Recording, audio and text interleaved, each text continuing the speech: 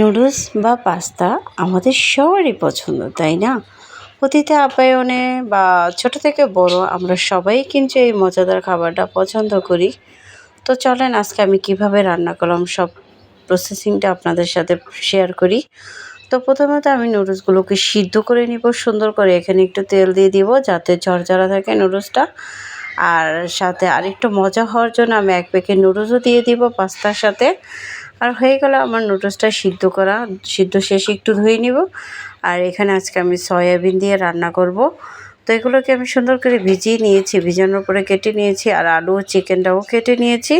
এখন হচ্ছে চিকেনটাকে আমি রান্না করে নিব সুন্দর করে, সব রকম মশলা দিয়ে এক এক করে সুন্দর করে রান্না করে নিব। সয়াবিনটা একটু পরে দিব যাতে মশলাটার কাঁচা গন্ধটা চলে যাওয়ার পর সয়াবিনটা দিয়ে দিব। আর এখানে আজকের প্রকৃতিটা অনেক সুন্দর ছিল।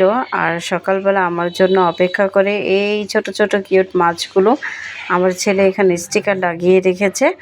আর এদিক দিয়ে আমার নুডলসও রান্না করা প্রায় হয়ে যাচ্ছে।